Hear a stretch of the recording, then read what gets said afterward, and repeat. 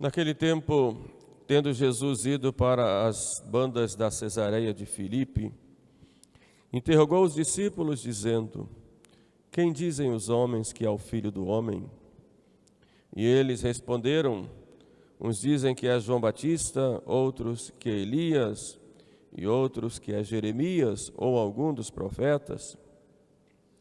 Vós, porém, perguntou-lhes Jesus, quem dizeis que eu sou? E Simão Pedro respondeu: Tu és o Cristo, o Filho de Deus vivo. E Jesus então disse-lhe: Bem-aventurado és tu, Simão, filho de Jonas, porque não foi a carne nem o sangue que te revelaram isto, mas o meu Pai que está nos céus. Eu te digo que tu és Pedro, e sobre esta pedra eu edificarei a minha igreja, e as portas do inferno não prevalecerão contra ela. E te digo ainda, eu te darei as chaves do reino dos céus, e tudo que ligares na terra será ligado nos céus, e tudo que desligares na terra será desligado também nos céus. Laus tibi Christe. Pelas palavras do Santo Evangelho sejam perdoados os nossos pecados. Amém.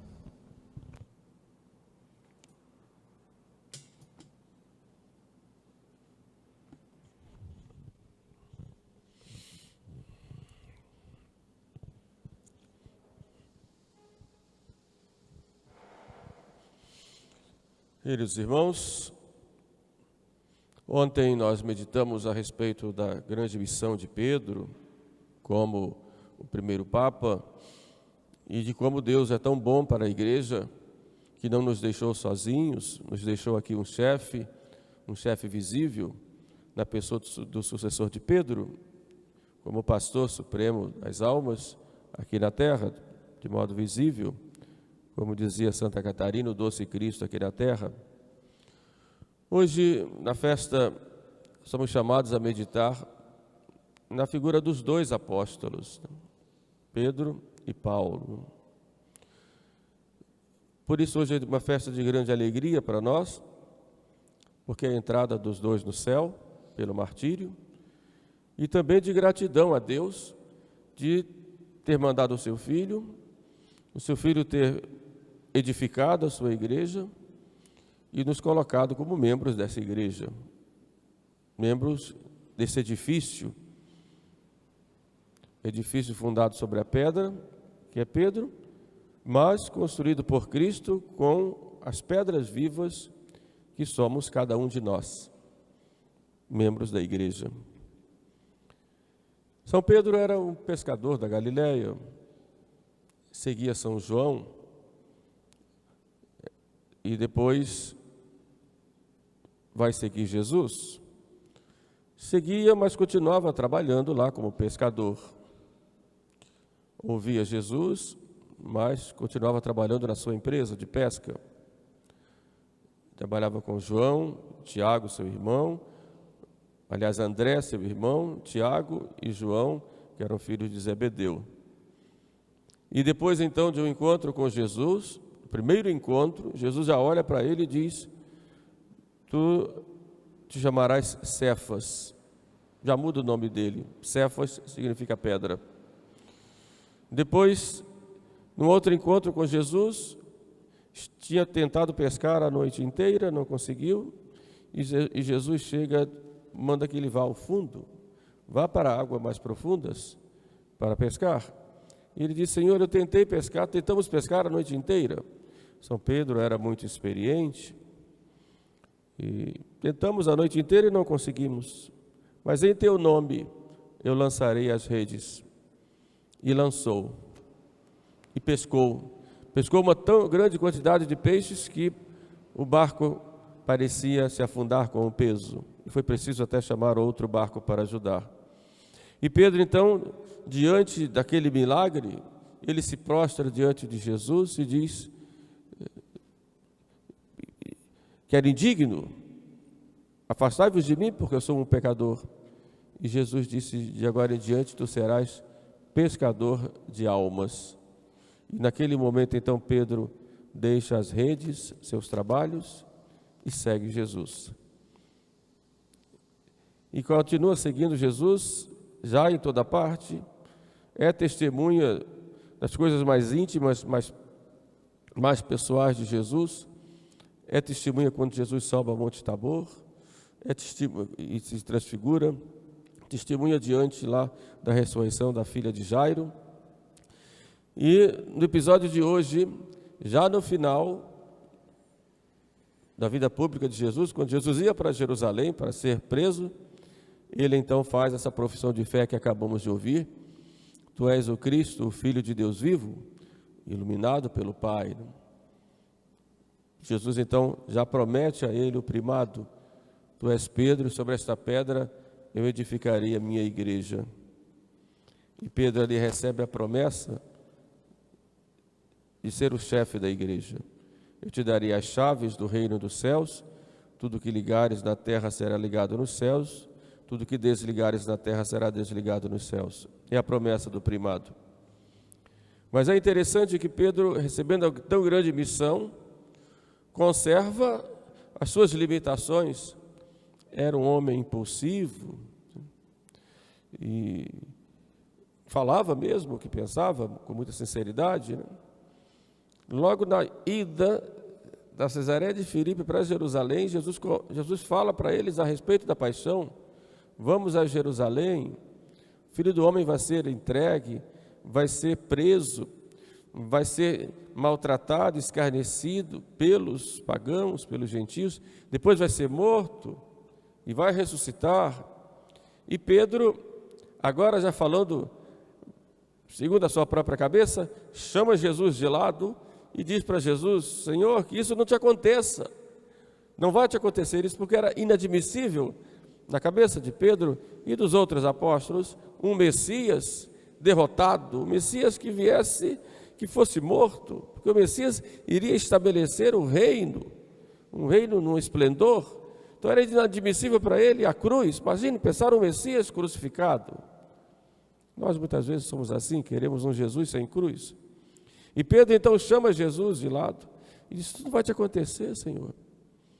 E Jesus, na mesma hora, diz: vai para trás, Satanás, os teus pensamentos não são de Deus, mas são dos homens.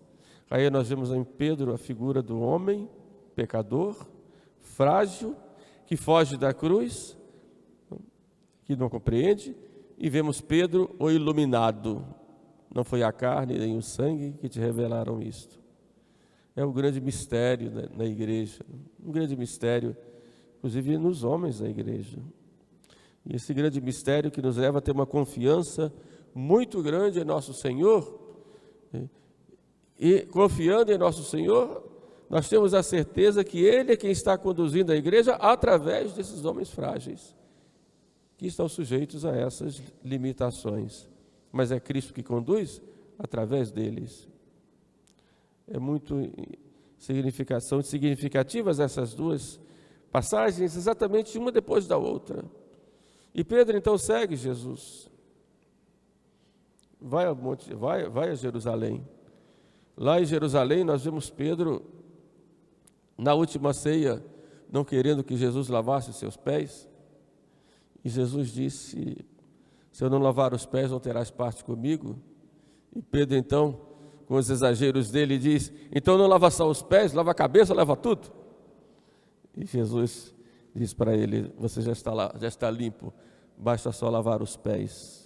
Lavar os pés significa, para quem lavava, a tarefa mais humilde. Então Cristo estava mostrando ali a importância do serviço. Se queremos realmente ter algum poder na igreja, no mundo, esse poder não é dado para maltratarmos, para estarmos acima das pessoas, mas para servir. E quanto maior a função, maior o serviço. Então Pedro deixa lavar os pés.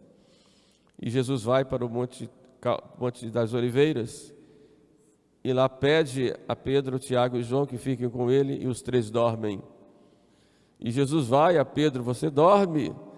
E chama a atenção de Pedro: vigiai e orai, para não cair em tentação, porque o espírito está pronto, mas a carne é fraca.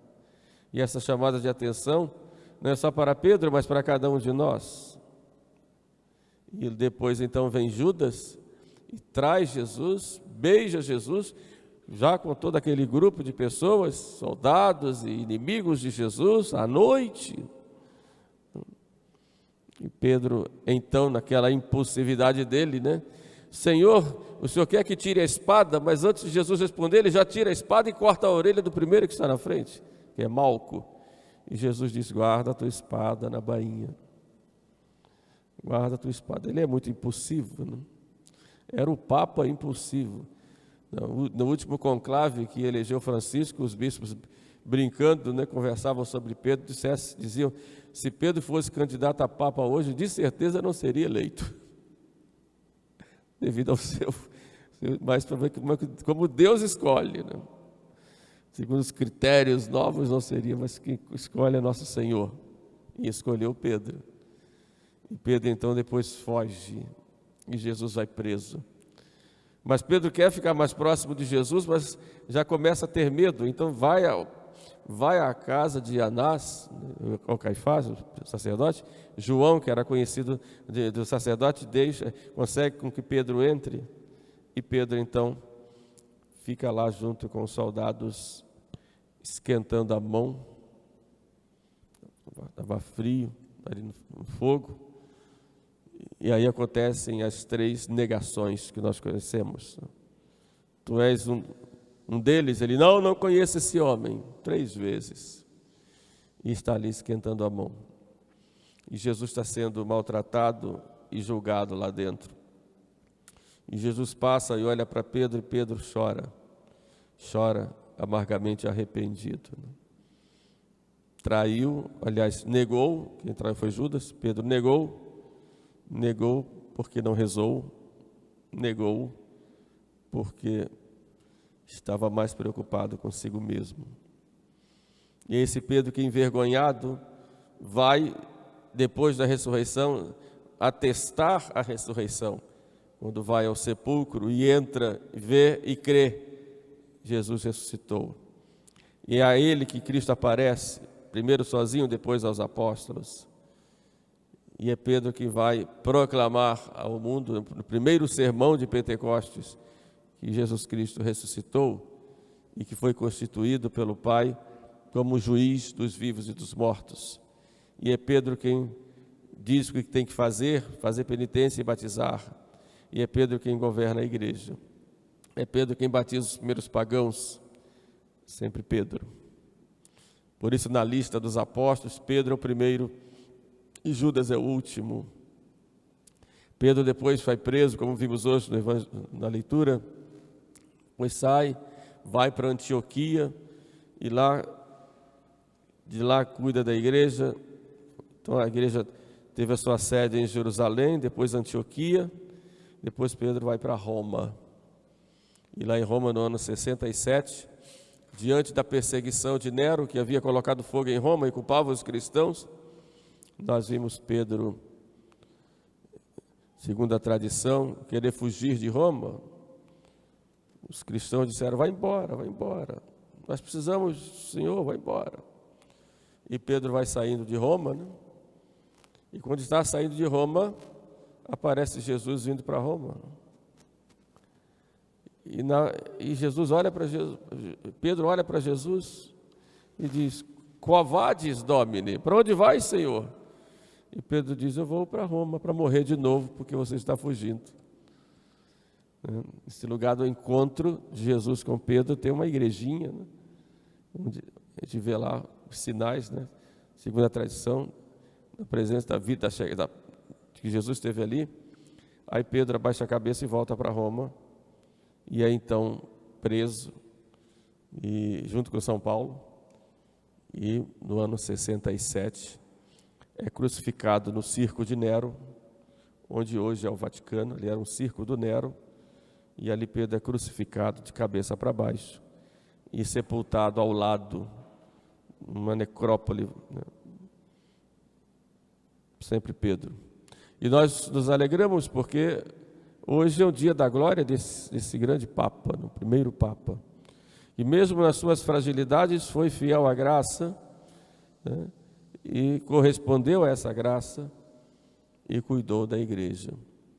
Ontem Pedro hoje Papa Francisco, mas sempre Cristo na igreja.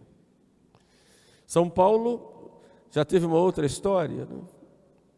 São Paulo era um fariseu, grande defensor da lei, tinha estudado lá em Jerusalém, né? Não conheceu Jesus em Jerusalém, era menino ainda, né? Saulo, e lá em Jerusalém foi discípulo de um fariseu chamado Gamaliel, que era um fariseu até bem convicto, mas muito prudente. E Saulo já participou do martírio do primeiro cristão, do primeiro mártir cristão, que foi Santo Estevão, né? Era jovem ainda.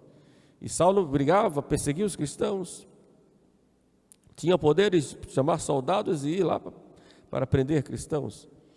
E numa ida dessas a Damasco, a cidade da Síria, Saulo então encontra com Jesus.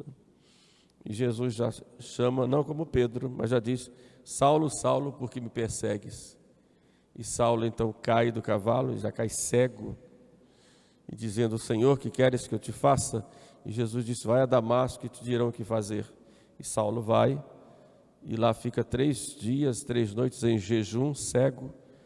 Depois chega Ananias, que era um cristão, impõe a mão sobre ele, e Saulo começa a enxergar.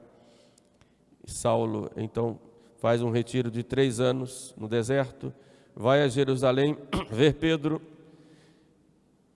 e depois então começa a pregar e fundar comunidades em toda parte. Sofreu muito, né?